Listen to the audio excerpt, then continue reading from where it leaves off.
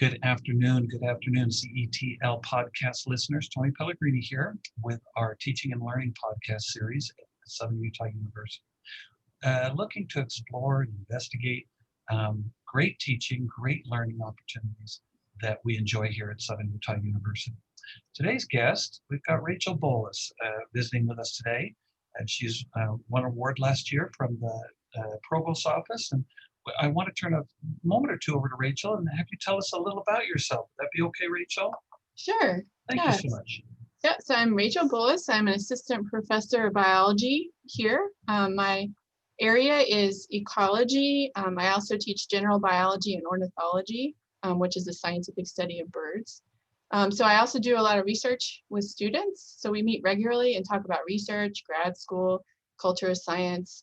Last year I counted I had worked with about 20 students at some point or another with one of those issues. And we work collaboratively together too on a number of projects, mostly in the areas of animal communication and habitat selection.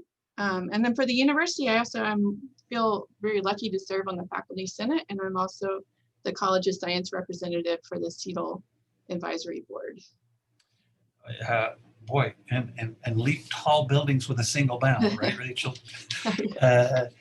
Rachel, thank you so much for that overview. I am an old English teacher, and so I've got to start with a question about your teaching philosophy. Do you have a philosophy? Could you share that with us? How did you come up with that philosophy? Is it an ever-changing philosophy? Would love to hear your perspective. Yeah, certainly the ever-changing is the best way to talk about it. And I kind of have to back up and say my philosophy about teaching philosophies, because that's even ever-changing. One thing is I didn't really write one until I was well into grad school when I was thinking about applying to jobs, because that's what you do. You need a teaching philosophy as part of your application. But then when I finally did it, I said, I really wish that I'd been asked to write a learning philosophy, like as an undergrad, as I was just starting everything, because it seemed that thinking deeply about learning was really important to thinking deeply about teaching. And then having a philosophy about both of those gives kind of a roadmap for everything that you do and adds value to both. So I think a lot of the students that I see, and when I was a student, you have an underlying learning philosophy, so you know what you hope to get out of your college degree, but you may have never articulated that.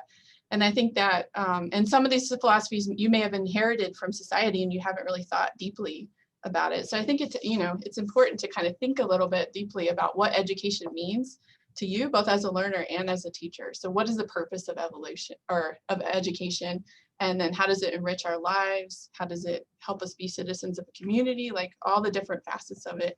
I think that it helps us to become better learners, to think about that a little bit more deeply. And mine's constantly changing, my teaching philosophy, because I feel like I'm still a learner myself. I still have plenty to learn about teaching.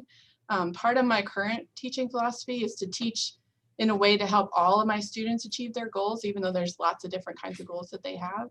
And I do this by considering their varied learning philosophies, their learning styles, and their different goals altogether.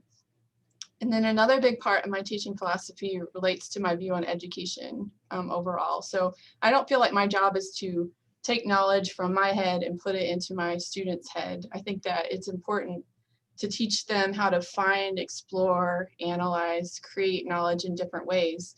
And because I feel like my job is to get the ball rolling, and the education is really what happens inside of the students in unique and personal ways. So it's mostly about them, and I'm just a facilitator of that. I generally do cover a lot of topics in my classes, not because I expect them to memorize lots of facts, but so they can figure out what they're excited about. So I like to talk about inverts in great detail, and by that I mean invertebrate animals in great detail, really weird ones that live at the bottom of the seafloor, to my Gen Bio students.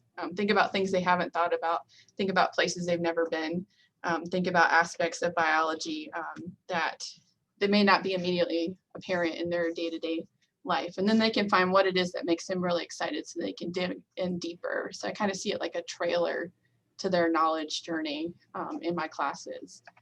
And also, another thing is I try to teach students how to pay attention. So how to see the many birds that are outside your window, how to see the shape of a leaf, on a tree. I feel like we walk by a lot of knowledge without even realizing it. And so I try in all my classes to teach students to just kind of step back, pay attention, and focus on things.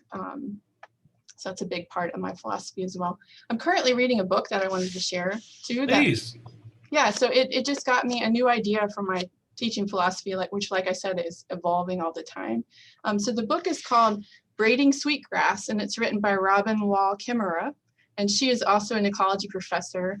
And it describes her in the biography as a mother, scientist, decorated ecology professor, and enrolled member of the Citizen Potawatomi group. Potawatomi group nation. So she takes all these different ways that she knows to entwine these perspectives to explain how she can learn about plants. So it's not just one way. She thinks about plants in many different ways. And it's a really beautiful book. So at one part, she talks about how she listens to the different sound that rain sounds on, say, a pine tree versus an oak tree. And it just like blew me away to read that description. And she also helped me articulate this unspoken thought of my own teaching philosophy. So she has a chapter where she's out with her students doing a lot of things I do, like in boots in the mud, looking at the different living things. And she said, "This is our work, to discover what we can give." So isn't this the purpose of education, to learn the nature of your own gifts and how to use them for good in the world? And it just opened up all new pathways of thinking for me. Oh, you've got me converted. You absolutely blew me away when you talked about the rain on different types of leaves. Oh my goodness, the rain that we had yesterday, a hailstorm on one side of the town, a light gentle rain on the other. How we live in a wonderful world, don't we? We do. You just have to enjoy it and keep learning about it. We're lifelong learners. I'm very, very grateful for that passion that you share. Another thing that I just wanted to comment on as well was your perspective about your philosophy changing. Yes, you're changing. The content that you teach is changing. But oh my goodness, and students are changing. You have different students today than you had 5 or 10 or 15 years ago. But oh my goodness, what COVID's done to us this year. Changes we didn't even see coming, or at least I didn't see coming. No. And with our environment and who knows what the future will bring. We've got to be ready and flexible to change so we don't get bent out of shape. Refresh me. How long have you been teaching here at SUU? Will you, Rachel? Yeah, I started in 2016, so this is the beginning of my 5th year at Wonderful. As a 5-year teacher, what is it that you love about teaching at SUU? Yeah, well, teaching at SUU is a joy, and I've taught elsewhere as a grad student, and I enjoyed that there too. But the beautiful thing about SUU is SUU honestly values teaching and learning. And because of this, I feel like a lot of idealistic teachers that also really value teaching and learning have been drawn here. And these teachers not only like to teach, but they also like to improve their teaching as a community. So we get to have a lot of fun trying to improve together. So I really love my colleagues here and how excited they are. It's infectious for teaching. I also feel like a lot of the students are drawn here for the same reason. So they value their education. They're drawn here for this personalized, high quality education. And so this shared enthusiasm is a big part of why I love teaching at SUU. And the students and teachers are just absolutely what it's about. I know we have such a beautiful campus, but the personalities, the passions that our faculty and our students have are very, very profound. In your department, can you talk to us for a moment or two about some of the contributions that you make to the knowledge base in your subject? You've got to be a part of a team over there, aren't you? I am. We have Talk to us about that team and what part you play in that. Sure. We have a great team, and we're one of the largest departments on campus. We have lots of different corners of expertise. The great thing about biology is it's huge. I mean, it's a study of life. So you can find many different ways to approach that. So we have people who approach it from the cellular biology method for physiology, and on all the scales and about lots of topics that you can imagine. So in my department, I'm the ornithologist, which is the bird lady. Ornithology is the scientific study of birds. And if I were to define myself as an ecologist, which ecology is a little bit broader than just ornithology, I would describe myself as a behavioral ecologist. So this is kind of where psychology and biology interface. And a lot of my research is on the evolution of bird migration and bird song. And most of my research actually doesn't happen in a lab at all. It happens outside. So I'm outside catching birds. I'm outside measuring plants. Or if I'm not outside, then I'm on a computer. So I do a lot of modeling, and I actually program a lot, do a lot of computer programming. So I have a master bird banding permit, which means I can catch identified and band birds. And that means I have a lot of weird specific knowledge. So like, for example, you can figure out the age of a pinyon jay by looking at the color of the inside of its mouth and looking at how its skull has grown up. So I have these weird little knowledge bits. And I also do a lot of computer programming. I can program in both R, which is a statistical programming language used by biologists, and also in Python. And so I use that a lot for statistics and modeling and to analyze the data. So that's something I do with my colleagues as well, help with statistics and programming. Exciting. It's great to be a part of the team, isn't it? Yes. It really is. Can you talk to us about maybe some learning activities that you do in class to help your learners acquire the concepts that you want them to acquire?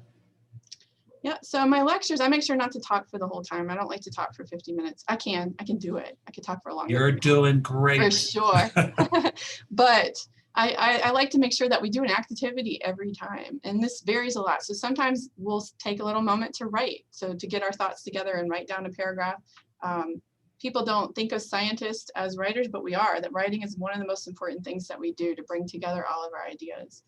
So we take some time to do that. Sometimes we do graph interpretation or hypothesis formation. Biologists don't just, we don't just memorize facts that somebody else, we create facts all the time by learning about the world through science. And so I teach them all the little ways to do that. How do we collect data? How do we analyze data? How do we be objective about that? And we can do that in class a little bit as well. And as often as I can, we use formulas or simulations to do that, to explore different models. So for example, we've used simulations to look at how natural selection works, how genetic drift works, to predict how populations will grow over time based on their life history traits. So how many offspring they have or how often they grow. We even model disease transmission. We did that this week, and it's obviously very pertinent to now. So how does disease spread from one individual or not? These are all important parts of ecology and evolution, which I teach. Well, I think more important for our future as well, too. Yes. It's going to be a part of what we're doing in our lives as well. Yes, definitely. That model that created the curve that we keep talking about, that's one that we modeled in class this week so that we could better understand why in the world is it a curve in the first place. So we've been playing with that this week. Great questions. We live, and you've already mentioned this already, but we live in such a beautiful world, such a beautiful environment here in Cedar. How do you connect your lessons to that beautiful world outside? It's got to be difficult for your learners. Let's get, like you said, let's get outside and see those, check out some of those birds. How do you do that? Yeah, well, there's several ways. So in class, it's easy. I find ecology easy to connect to the real world. Sometimes I like to kid that ecology is a study of everything because it's a study of the effects of the non-living world on the living world. And that sounds like everything to me. And so it's easy to connect your real life to that because it connects to everything. It's the part where it's the big part of biology. And by big, I mean large scale, not looking at tiny little molecules all the time, but thinking about how those tiny little molecules have context, how it fits into the broader world. And so some of the things we cover in class include the water cycles. So we learn how water is used and conserved in Cedar City. In particular, I have a whole lecture just about Cedar City water use.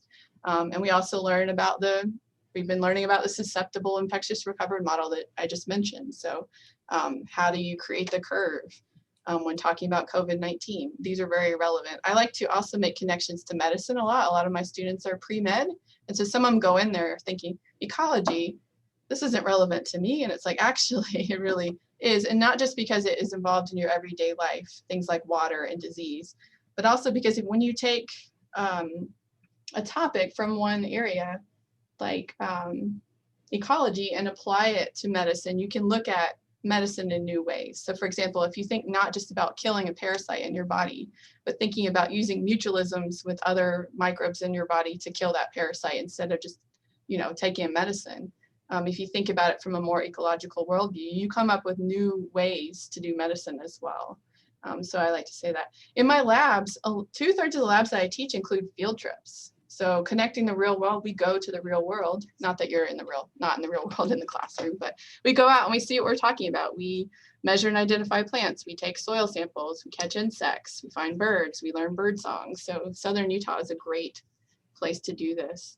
And in my ecology lab itself, we follow what's called the CURE model, which is the course-based undergrad research experience. And that means the whole lab is built around a project that we do collaboratively. So every student contributes data points. We end up with a huge data set that we can then crunch. And we're doing that in systems here in Southern Utah. So we've modeled, and I do this in collaboration with Matt Ogborn, because we both teach sections of this. Mhm. And so we have done ones where we look at how urbanization affects bird species numbers. We've done projects where we look and see if we can predict based on soil characteristics and plant characteristics where you can find, say, a pinyon pine across the landscape. So we have different projects that they do throughout the whole semester, where they start at the beginning of the project and go all the way through writing it up and presenting it as a collaborative group in the way that a real scientist would do it. So we used real methods, real ways of thinking, real science. Absolutely wonderful. I can just love your passion for all things nature. I can see how students would be fascinated just to come in and listen to you and listen to your passion. And as we've identified already, we've got great learners here at SUU. They'll come in our classrooms, they'll smile at us, they'll nod their heads. Sometimes when they take their tests, they don't do very well. They'll leave the classroom going, and you go, now they must have got it. There was no frowns, no one looked quizzical at all. But when they take the test, not so well. What are some methods? Can you share some of the methods that you use to check for your students' understanding as you're teaching them? Yeah, sure. One of my favorite ones is this assignment I started doing my first semester. I read about it in the Chronicle and I was like, hey, that sounds kind of cool. I'll do it. But it's just basically having them do a reflection once a week. Each student is required to do a reflection that they just submit online. It only takes them 5 minutes and it's very open-ended. So they can, the only instruction is they have to think about something we learned that week and then think about how it connects to their own life. So they have to say, okay, this week we learned about disease. How does that have to do with my own life? And they can do that by free writing. They can do it by writing poetry. They can do it by giving me photographs that they took and explaining that. It's really open-ended. They can do it however they want. And it's a fun way to kind of get to know them a little bit more personally, especially fun for the quiet students who never talk in class. We'll talk this way through this reflection. And also every week I get 100 instant pieces of feedback. Plus, depending on how many students I have in lectures that semester. And so every week I go through and read these. They don't take that long to read, but I get this snapshot where I can know what they're thinking, what gets them excited, what they don't quite understand, and then I can go back the next time and immediately address all those. So I can add more of what they're excited about. I can go over again what they don't quite understand. And this is in the moment. So student evaluations happen way too late. I get this feedback after and I can't do anything, right? They're gone. And so this way, every week I can adjust. And so I really like that. And they're fun to read. They have so much creativity. You can see how they're making connections. You can see how they're thinking about things deeply. Like they'll go and read other papers and tell you what they learned. And it's just a really fun way to interact. Well, I think looking at that, I couldn't agree with you more. Looking at the positive components is what, that glass is half full. Oh my goodness, I can sense, by looking at those, I can sense the passion your learners have and being able to say, oh, we're really, next time in class, I love that you are appreciating birds or, what, I apologize, making it too simple here, but whatever it might be that you're teaching. But working on those positives is so much more motivating, I think, to learners than, oh my goodness, you guys are not getting this. I've got to give you the spoon feed you this or whatever you might do. Not that you do, but others might do. So I love that positive nature. We've already mentioned, that we have great students here, excellent students. What do you do with your learners, your students, to help them support one another? You mentioned you have a lot of biology and pre-med students. it can get pretty it can get pretty competitive out there for those grades in class. How do you help them support one another in their in each other's education? You know, the pre-med, they can get competitive, but I don't see it. They help each other all the time. They're always out there studying their OChem together. And I don't know, maybe at the end of the day, you know, they all want to be the one that wins. But I see that, I don't know, we have great students. I love our students. I'd say, you know, I mentioned before we had that collaborative data set class, right? So I try as often as we can to have them work together. So if we have these daily assignments where they're doing a simulation, that they don't do it by themselves, that they're doing it together, working through it together. And in the case of that ecology lab, we have it so that they're working with up to 120 different collaborators in one semester. And so they're really having to help each other out and make sure that they work together. Also, I wanted to point out again, I have that research group, and I've really enjoyed watching them grow together and help each other out. So we have right now, I think 8 different projects that they're working on. And so each of those has a student leader, but then they all end up helping each other out. So if we need to go out and count pinyon juniper that weekend, we're going to show up and I'll do that. If we need to go measure bird songs and see how high and low birds are singing, they're all working together on that. So the student leader might be the one whose heart is really in that project, but they're all helping each other progress together, and it's a lot of fun to work with them. I couldn't agree with you more. Rachel, our time's up for today. I'm sort of very grateful for your willingness to share your perspective and passion. Any last minute words of wisdom for your peers, for future students that might be in your class? I don't know. I would say I look forward to working with you, because that's the truth. I definitely do. There are some great people to work with you. Rachel, thank you so very much. Friends that are listening, please reach out to Rachel if you need more information or more support. And I look forward to connecting with you across campus. Thanks, Rachel. Thanks, everyone else. Thank you, Tony. You're welcome. Bye-bye now.